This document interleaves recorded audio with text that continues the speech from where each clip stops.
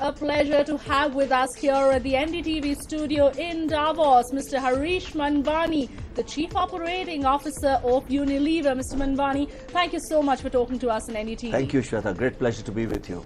What's the mood you're picking up here in Davos? Can we safely say the worst is over for the global economy? Well, let's put it this way. The sun is shining. Right. The mood is a little more optimistic, but frankly, the reality has to play out because there are still lots of global issues. I don't think the problems of Europe have gone away. I think we still have to see how robust the recovery in the US is. And let's face it, the developing markets, of course, are growing, Sure. but they are not growing at the pace at which they were, say, a couple of years ago. All right, so let's talk Europe first because it accounts for a large part of Unilever's overall business. How badly has that dented your business, and has it led you to actually change your strategy and focus more on other markets? Well, Unilever has always focused on going where the growth is. Right.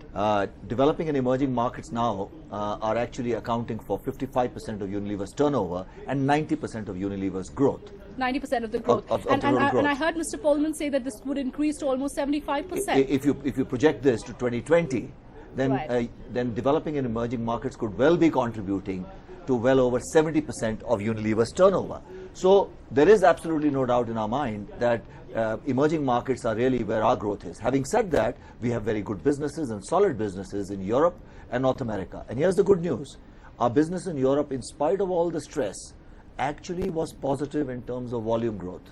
So Okay. can we then safely say that FMCG is recession-proof? Has Unilever No, proved that? there is no such thing as recession-proof. I think the important thing is how do you tackle consumer demand that is slowing down. So in Europe, for example, Right. we have no different metric for Europe. We are saying Europe must grow ahead of markets. In other words, we want competitive growth in Europe, as indeed we want in China, India, South Africa, Turkey, and Sure. North America. Sure. Except if the markets are negative or flat, then what we are expecting is modest growth. And I think what Europe has demonstrated that we can be competitive in Europe. And the other thing is that we have a portfolio of brands that actually allow us to cater to consumers both at the top end and really pretty much at the bottom end. And here's an interesting thing. In the last 1.5 years, a lot of the initiatives we've taken in Europe, for example, introducing what we call the £1 packs in UK, Right. are learnings that we have had from our developing markets. Okay, that's interesting. So share with us how consumer habits are changing and how your product mix is changing over the years. Well, obviously there are 2 or 3 very important trends that are taking place. A couple of very important ones have really nothing to do with the fact that there is a recession. Right. The fact is, digital is a huge trend. Sure. The way people are deciding what to buy, where they are buying, is changing dramatically as we speak, and particularly in the developed markets and catching up very soon in markets like China and so on and so forth. So that's a big trend. Sure. Equally, there is a trend for what I call responsible consumption, sustainability. And Unilever is absolutely committed to ensuring that we not only deliver great products to consumers, but also fulfill what we call the Unilever Sustainable Living Plan vision, which Okay. is to reduce our environmental impact and increase our social impact. All this is equally relevant whether you happen to be in Europe or you happen to be in the developing markets. Now, here's the good news on Europe. Right. The good news on Europe is that our business has embraced all the principles of being competitive, superb execution. In fact, a lot of the things that we were doing in the developing markets, like Perfect Stores, which is a Right. program that we have for really step changing our execution in the marketplace, has been embraced in Europe and improved upon. Right. The good news is we have people who've actually worked in the developing part of the world. Jan Zuiderfeld, who's our president for Europe, actually was handling Southeast Asia. So you're saying the learnings of the developing world is what you're now applying to the developed world, and where crisis is still continuing, and you're actually seeing that work. See, that's the great thing about the way Unilever is now operating, which is that we are ensuring that we are globally leveraged, Right. but locally relevant. Okay. And it is that sweet spot on which we are operating now. Globally leveraged and locally relevant. That's an important theme that you're talking about. And now let's talk local. Let's talk about your India business. How significant is the India business to Unilever's overall plans? You're talking about emerging markets, but let's talk India specifically. Well, India is a very important part of anyone's business, and certainly for us, it's one of our biggest businesses within Unilever. And I'm really pleased to see the way our business has been performing there for the last 2 years. We've seen now consistent step up on growth. consistent growth, competitive growth, and profitable growth. You saw our results last week, and well, this week really. Yes. And I'm really pleased at the progress we are making. And underlying these numbers is a substantial step up in terms of our capabilities, our execution capabilities, our innovation capabilities, our supply chain capabilities, which is allowing us to keep motoring along what I call business as usual on growth, but business unusual on costs. Business unusual and cost. We're going to talk more about that, but let me first touch upon a rather sticky issue, I would say, the royalty payment increase. Why the need to increase royalty payments so steeply? Investors clearly are not impressed. Well, firstly, of course, the board has unanimously approved the proposal, and this is after they had scrutinized the case for the increase. So you're saying there was no opposition from the Indian unit? This is not a question of opposition. This is a question of ensuring that you've done your due diligence. Right. And the board has convinced themselves that, in fact, the benefits that HUL derives are commensurate with the proposal of increasing our royalties. So share with us the benefits, because that's something that seems to have not gone down very well with investors who clearly punished the shares, punished the HUL stock because of the increase in royalty payments. So share with us the benefits that HUL will get. Well, I think the recovery that I was talking about can also be attributed to the fact that we have stepped up our innovation rates, the facts that we are able to really bring functional excellence and advantage of Unilever's scale to the advantage of HUL. So if you take what's happened in the last 5 or 6 years within Unilever, we have been increasingly globalizing a lot of our innovation capabilities, R&D, supply management, and so on.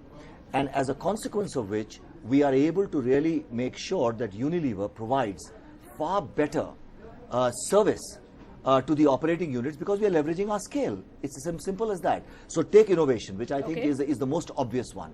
Okay. There has been in the last 2 years a substantial step up in the innovation, in-market innovation and success of our innovations in India. And part of that had to do with the fact that a lot of our innovation that we are putting in, whether it's Dove, whether it is Knorr, whether it is Lux, is really coming from a lot of our regional and global funnels. And so you're saying the innovation is one of the reasons why you feel there is a need to increase the royalty There is not a question of feel. There was a question of scrutinizing what are the costs that Unilever is incurring, which legitimately and fairly are being incurred to support our businesses in the operating units. Okay. That is the starting point. It's not about saying, could you give us more or less? Right. So if there is an under-recovery of costs, then the board quite rightly said, could you show us, in fact, what is the basis on which the costs have been allocated? And number two, and very importantly, what is HUL getting out of it and benefiting out of it? And I'm really pleased that they deliberated, the board deliberated, took their time on it, and ultimately approved the proposal unanimously. So how will the royalty increase work out? You're talking about it staggered up till 2018. What happens post 2018? And it will be a staggered increase, is what we understand. So the royalty and payments are actually going up by 1.75%. Basis points, right? Starting with 50 basis points this year, which is immediate effect up to March 2014. And then from there on, within a band of 30 to 70 basis points to cover the total 1.75% in the course of no later than 2018. It could happen earlier than 2018. It could happen earlier, but you know, that's again the flexibility that that has been provided to ensure that we run our business as efficiently as we need to. And what happens post 2018? Are we talking about further increases? Well, this is the proposal at the moment is for 1.75%. I'm not to say you know how the circumstances are going to change, but the fact of the matter is that this is a proposal that covers us for a period of time. What would you say to those investors who clearly don't see the benefits that you're talking about, who have punished the shares? So all I would say to those investors is see the benefits that you've got out of the new Unilever and a new HUL that has emerged in the last 2 years. This company is now both at the global level and at the local level consistently delivering what I call competitive results. And this has to be because we're doing some things differently. This is part of doing things differently. I remain confident that going forward, HUL will be truly a powerhouse because it is, to my mind, the best combination I can think of innovation and great execution and top talent. Okay, talent, of course, and let's hope that that convinces investors at least who've been very worried about those royalty payment increases. Let's change track slightly, Mr. Manwani, and talk about the overall Indian economic environment, changes that have been taking place. I don't know how closely you've been following some of those, but we've seen a rush of reform, so to say, after a huge lull of absolute policy paralysis, as what was being termed famously. Are you convinced that we'll be able to execute on some of these reforms that have been initiated? Well, firstly, I'm happy that we are beginning to see the reforms move. Countries like ours, like India, needs growth. Right. The only way to lift the standards of living of people and to lift people out of poverty is to really make sure that our business, our economy continues to grow. And of course, that has to be balanced with ensuring that it's being done responsibly and equitably. And I think, therefore, the growth agenda has to be alive and kicking. And doing the right kind of reforms that help India grow is critical. The second bit is India's competitiveness. We also have to make sure that India is not on its own. India is competing globally. If you look at all our Indian business folks who are out here in Davos, I mean, they are running businesses that are now getting increasingly global. Right. And whatever we do in India, we've got to recognize we have to be global. We have to make sure that we compete globally. And the last bit is confidence. We need to make sure that there is international confidence in the India growth story. Has that taken a beating is the question? Well, let me put it this way to you. There was obviously a lot of uncertainty around it. I think there is more confidence that we seem to be moving in the right direction. Time will tell. See, in matters like these, first of all, you're living in a world where there are a lot of problems. People are not only focused on India. Right. Okay, we have to be focused on India. And we have to ask ourselves. Do you see that becoming an increasing trend where perhaps places like Davos, where India was really being talked about a few years ago, do you see that global relevance in some sense diminishing? India is not so much the talk here in Davos or not top of the mind for foreign investors right now? Well, I think India will always be top of mind for global businesses because it's an important market. You cannot ignore India's, China's, Indonesia's of the world. This is where, a large population of the world lives, and this is where, in fact, the future of economies and growth is going to be. Having said that, it's a question of the speed and scale at which you can accelerate the growth.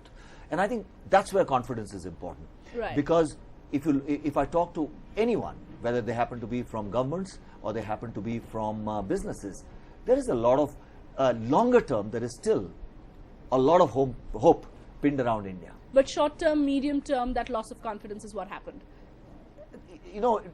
We live in a world where resources are scarce, investment is scarce. Right. And people will allocate resources on the basis of the confidence that they get. Okay? It takes very little to lose confidence, but then takes a little longer to build it back. And I think we are in the process of building it back, which is a good thing. All right, let's certainly hope that India can build back that confidence and can be seen as a favorable investment destination. Mr. Manwani, many, many thanks for sparing time to talk to us on NDTV. Thank you. What a pleasure being here. Thank you, sir. Thank you. Thank you. Thank you. That was wonderful, sir.